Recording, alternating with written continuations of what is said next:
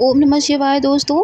हर महीने के कृष्ण पक्ष की चतुर्दशी को मासिक शिवरात्रि मनाई जाती है। अगर आप व्रत रखते हैं तो अति उत्तम, नहीं रखते तो कम से कम पूजा इतने विधि विधान से हमें करनी चाहिए कि जो भी हमें हमारी मनोकामना है वो तो पूरी हो ही हो, साथ ही महादेव की कृपा हमारे ऊपर हमेशा बनी रहे। मासिक शिवरात्रि पर भगवान शिव जी के साथ भगवान गणेश की भी पूजा करिए, माता पार्वती की भी पूजा करने से सभी इच्छाएं पूरी होती हैं। तो यहाँ पर सबसे पहले मैंने भगवान गणेश को जो है स्नान करा दिया है।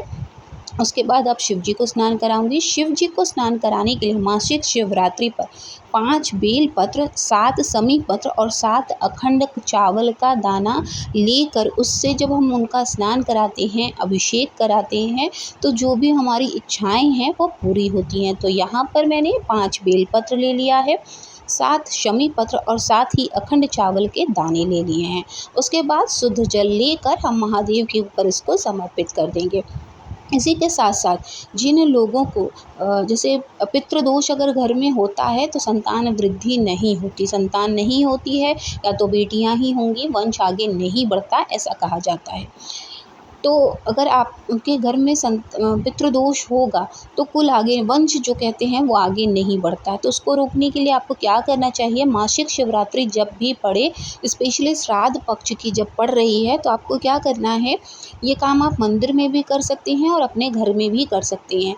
मंदिर में करेंगे तो विशेष फलदायी होगा। क्या करना है, जो शुद्ध देसी घी होता है गाय का, मंदिर में जाकर शिवलिंग पर उसका पूरा लेपन करिए। थोड़ा सा जो घी आपने पूजा सारी कर लीजिएगा, उसके बाद आप उसको जो शिवलिंग पर आपने लगाया है उस घी को थोड़ा सा किसी पात्र में करके घर में वापस ले आइएगा। चाहे आप उस चीज़ में किसी चीज़ को मिलाकर खा लीजिए, चाहे घी और गुड़ खा लीजिए, घी और मिश्री खा लीजिए, या फिर आप उससे हलवा बना लीजिए या कोई भोग लगा के खा लीजिए, वो आपके ऊपर है। लेकिन उस घी का जो शिव जी को आपने समर्पित किया है, उस घी को लेकर आपको घर वापस आना है और उसका भोग पति और पत्नी दोनों को ग्रहण करना है।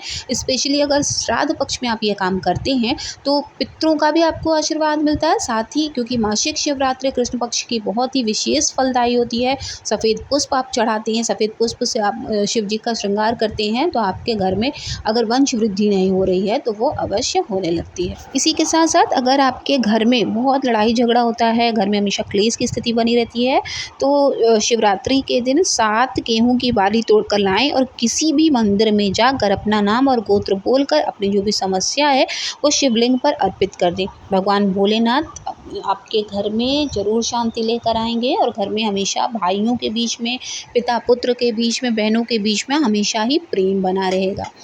जब भी हम जितना ज़्यादा, अगर हम जैसे मासिक शिवरात्रि है, प्रयास यही करिए कि सबसे पहला जो श्रृंगार आप करेंगे, जो सबसे पहली चीज़ आप अर्पित करेंगे वो सफ़ेद पुष्प होना चाहिए।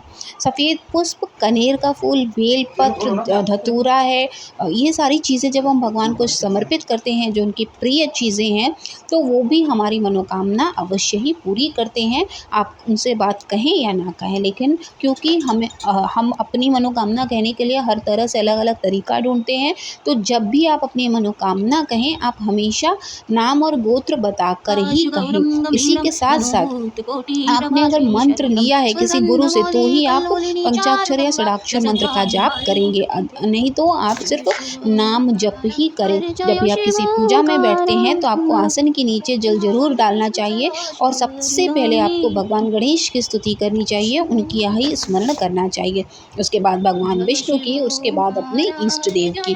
ऐसा करने के बाद ही अपनी पूजा शुरू करनी चाहिए। जैसे मेरे इष्ट देव अगर महादेव हैं तो मैं सबसे पहले भगवान गणेश की पूजा करने के बाद भगवान विष्णु की मैंने पूजा की है, जिसकी वीडियो मैंने नहीं बनाई है वरना वीडियो बहुत लॉन्ग हो जाती। उसके बाद हम अपनी मूल पूजा जो है वो करते हैं। तो ऐसा करने के बाद आपको जो भी अगर कथा पढ़नी है, मासिक शिवरात्रि की कथा पढ़ लीजिए। अगर आपको रुद्राष्टकम पढ़ना है, रुद्राष्टकम पढ़ लीजिए। अगर आपके घर में दरिद्रता बहुत है, धन नहीं आ रहा, तो दुख दरिद्र दोहन का पाठ कर लीजिए। इस तरह से हम पूजा करते हैं। उसके बाद आसन के नीचे 3 बार ओम इंद्राय नमः करके जल छिड़कते हैं, आसन को हटा देते हैं। उसके बाद भगवान भोलेनाथ को हम पूरा दंडवत प्रणाम करते हैं, तो और झोली फैलाकर जो भी हमारी मनोकामना है उसके लिए हम उनसे गुहार लगाते हैं।